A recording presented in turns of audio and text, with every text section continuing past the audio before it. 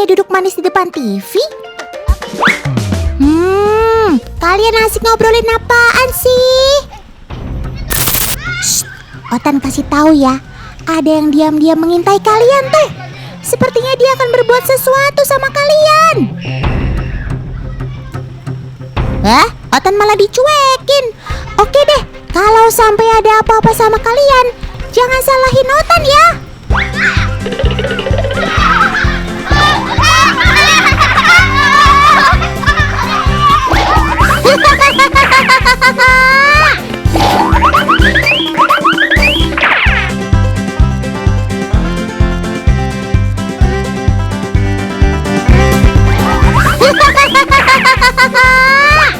Nah kan, betul apa yang Otan bilang tadi.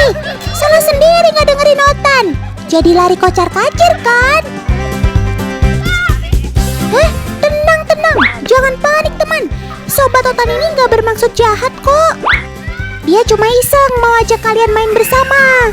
Maaf loh kalau kalian jadi kaget begini. Oh, jadi ini penyebabnya. Rupanya kalian juga usil dengan saudara Otan ini. Lagi asik santai di pohon malah digangguin.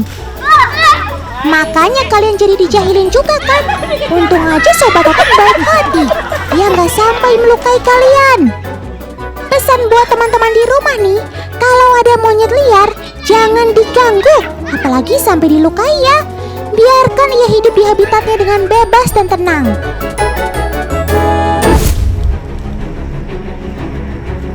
Sob, lagi ngeliatin apaan? Kok serius bener sih?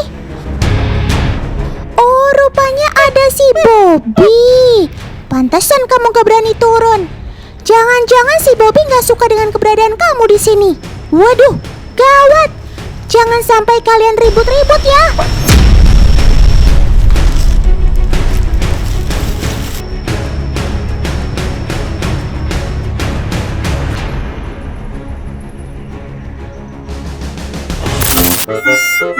Walah, akur banget. Syukurlah, Otan kira kalian mau berantem. Salut deh. Rupanya si Kipli dan Bobby ini adalah sahabat. Nah, gitu dong. Biarpun berbeda jenis, tapi nggak menghalangi kalian untuk berteman. Setiap hari, si Bobby inilah yang jadi teman bermain si Kipli. Kipli dan Bobby sudah bersahabat selama 1 tahun teman. Cie, si Kipli malah minta gendong segala. Duh, manjanya. Lihat saja tuh, si Bobby tetap santai meskipun si Kipli sering usil. Belum lagi kalau si Bobby digigit-gigit sama Kipli. Tenang teman, si Bobby gak kesakitan kok. Ini hanya candaan si Kipli saja untuk menunjukkan rasa sayangnya sama si Bobby. Meskipun si Kipli suka bermain di pohon, tapi ia gak akan berada jauh-jauh dari si Bobby. Duh, so sweet banget sih kalian.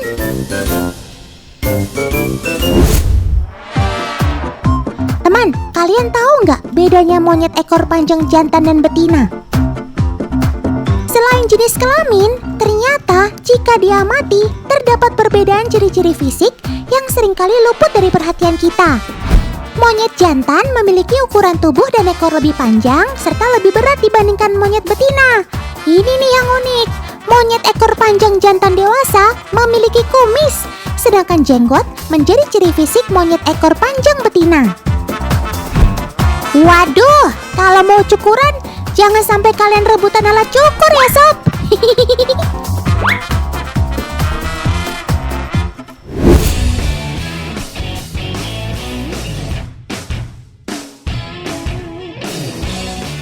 Teman, sekarang waktunya membahas sobat keren yang satu ini. Kalian pasti kenal dong sama mereka. Iya, mereka adalah macaca nigra atau biasa disebut monyet yaki.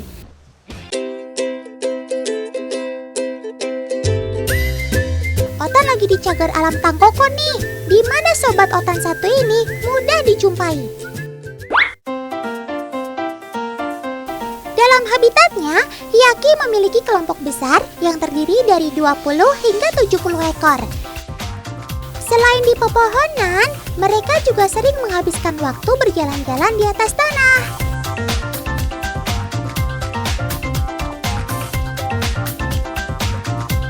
Yaki memiliki ciri tubuh yang mudah dibedakan dengan spesies lain. Selain tubuhnya yang berwarna hitam legam, Yaki juga memiliki ciri khas rambut yang berbentuk jambul loh. Wets, kekinian banget sih kamu sob.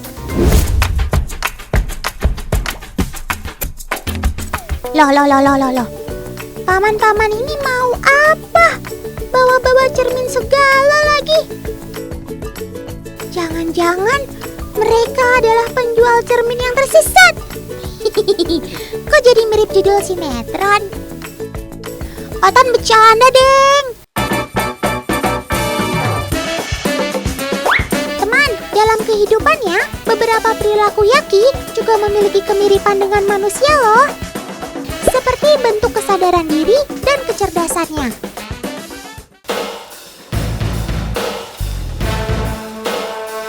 Nah, kali ini akan membuktikannya dengan mirror test. Oke paman, pastikan cermin telah terikat ya.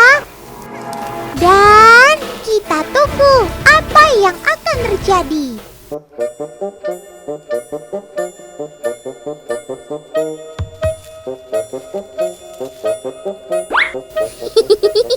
Lucu-lucu ya ekspresi sobat-sobat Otan saat mengenali refleksi mereka sendiri.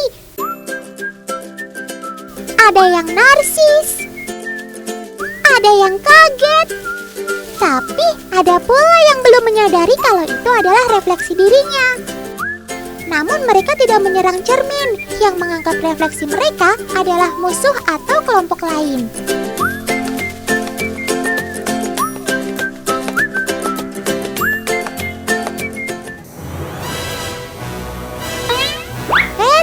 Tidak hanya mirror test, Otan juga penasaran dengan tingkat ketertarikan mereka pada benda baru. Apa yang lebih menarik perhatian mereka? Cermin atau benda lainnya berupa mainan? Apakah mereka juga tahu cara menggunakan benda baru tersebut?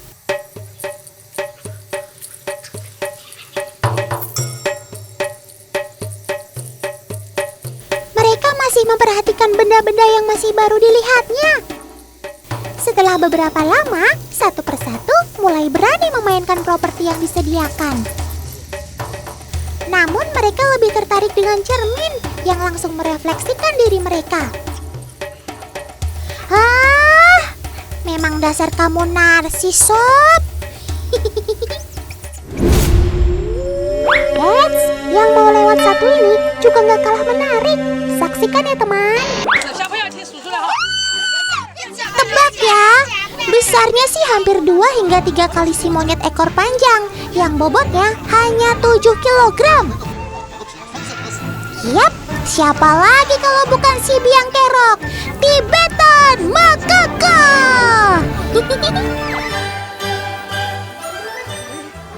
Bobot pejantan dewasanya bisa mencapai 20 kg, sementara mama makaka cukup di kisaran 14 kg, teman. Kenapa Otan bilang biang kerok? Soalnya, selain termasuk jenis makaka terbesar, dia juga sangat suka merebut makanan dan minuman turis.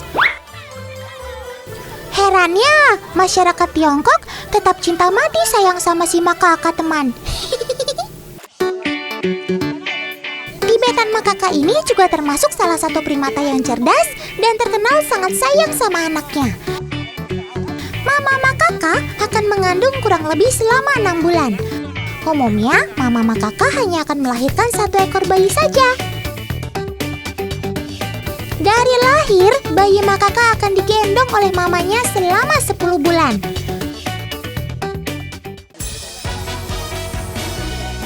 Selama itu pula lah, si mama akan menjaga, merawat, dan melindungi bayinya dari bahaya apapun. Jangan takut si bayi akan terlepas dari genggaman si mama, karena bayi makaka sudah dapat mencengkram induknya dengan kuat. Spesies diurnal ini sering menghabiskan waktunya di tanah.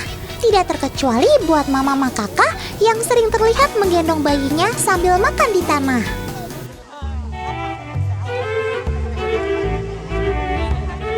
Bayi makaka yang belum tebal bulunya ini akan merasa hangat dalam pelukan mamanya. Pada usia di bawah 5 tahun, setelah dirasa bisa mandiri, barulah anak makaka lepas dari asuhan mamanya.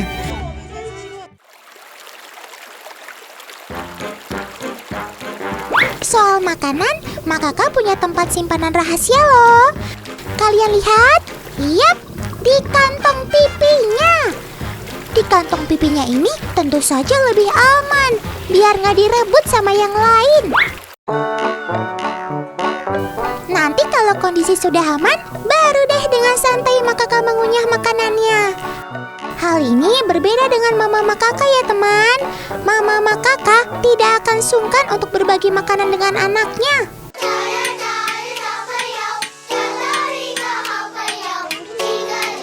Nah, untuk urusan membangun kedekatan dengan anak-anaknya, mama makaka punya cara jitu teman. Yap, cari kutu. Hampir semua primata akan membersihkan badan dari kutu maupun kotoran. Mama makaka gak akan melepaskan cengkramannya sebelum tubuh anaknya bebas dari kutu. Pantang berhenti sebelum bersih. Jangan kasih kendor, Ma.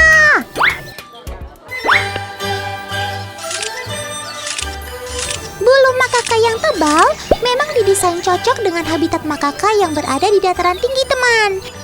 Seperti di pegunungan Himalaya wilayah Tibet dan India, sekitar 800 sampai 2500 meter di atas permukaan laut. Bulu makaka ini ibarat jaket berlapis-lapis untuk menghalau udara dingin yang menusuk. Tapi yang paling utama bagi mama makaka adalah perlindungan penuh untuk anak-anaknya. Keren, Ma! Ya ampun, mantisnya digigit. Aduh, firasat Otan nggak enak nih. Tuh kan, astaga, mantisnya dikeroyok. OMG. Kian lama semutnya kian banyak teman. Otan makin yakin nih kalau di sini adalah sarangnya si semut. Semut, kalian kenapa sih ngeroyok ghost mantis ini? Kasian tahu. Dia kan gak ganggu kalian. Wah, semutnya ada yang dimakan sama si belalang sentadu. Wah. Seperti mantis lainnya, ghost mantis juga dianugerahi kaki depan yang tajam dan bergerigi seperti ini. Wah, mantisnya mulai panas nih. Semut-semut yang lain pun dia hajar dengan gerakan mirip jurus kungfu. Wajah!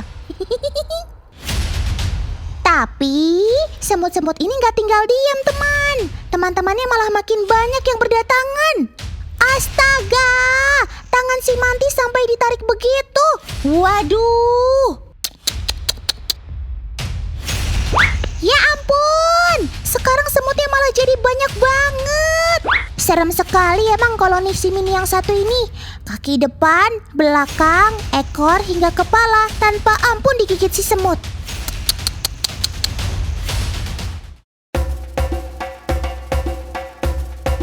Belalang sentadu yang malang ini pun akhirnya terpaksa harus menyerah dan menjadi santapan si semut rangrang.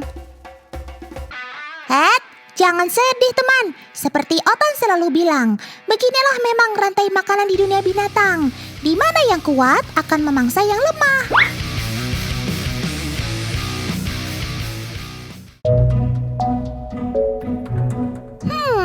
Otan jadi makin penasaran, di mana sih sebenarnya sarang si gerombolan kecil ini? Otan coba menyamar dulu aja di detektif. Mau membuntuti si semut. Oh, jadi ini sarangnya. Ya ampun, ini mah bukan sarang, tapi kerajaan. Banyak banget. Sarang semut rangrang biasanya terdapat di pohon-pohon mangga dan rambutan. Penyebarannya hampir di seluruh dunia.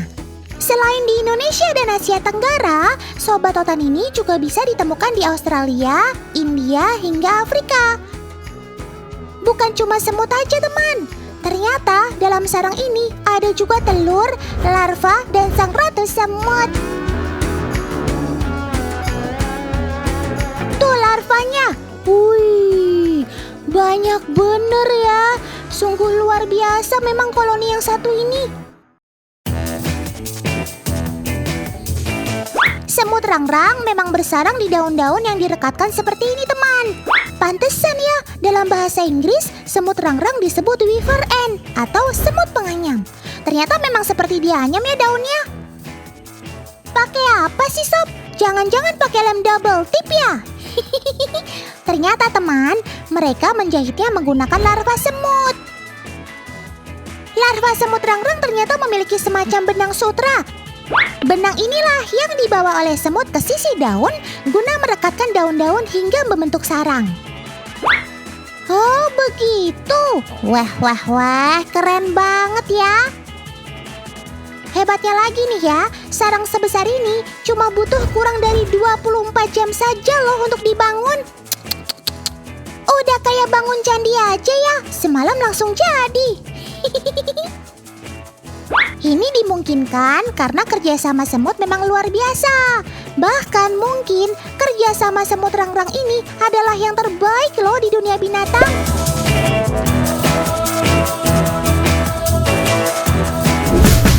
Wah, lagi pada camping.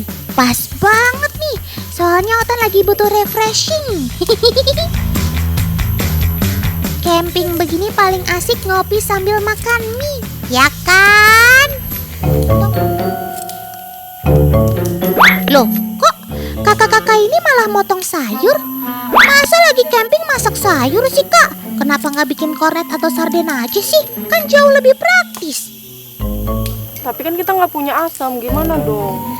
Waduh, mana lupa bawa bumbunya lagi? Abdul. Ya Dinda. Tolong carikan pengganti asam dong. Tunggu bentar ya. Waduh, di tengah hutan begini mana ada warung yang jualan bumbu asam dan cuka? Terus gimana dong kak? Hah? Kok malah ngambil semut sih? Otan jadi bingung.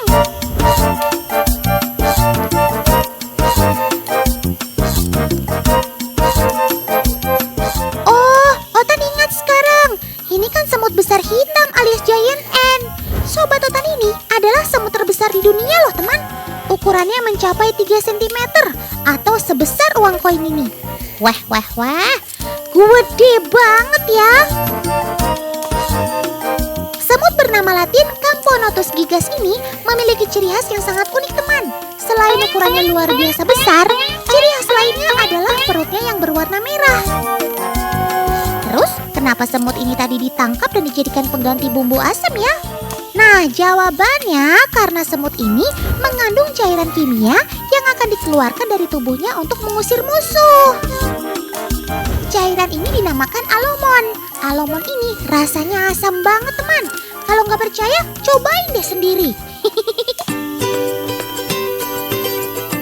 Untuk membuktikannya, sudah ada agen Otan nih. Kakak ini akan mengukur keasaman alomon dengan menggunakan pH stick digital. Nah, kita sudah dapat hasilnya. 1,2 teman, artinya asam banget. pH 0 sampai 2 memang menunjukkan kalau cairan tersebut sangat asam. Kalau nggak percaya, kita bandingkan dengan cairan cuka ini nih. Kalian yang doyan makan bakso atau pempek, pasti nggak asing lagi kan sama cuka yang satu ini? Oke agen, cukup cukanya. Saatnya kita masukkan pH digital. Angkanya 1,9 teman. Jadi cairan alomon si semut lebih asam dari cuka. Wow!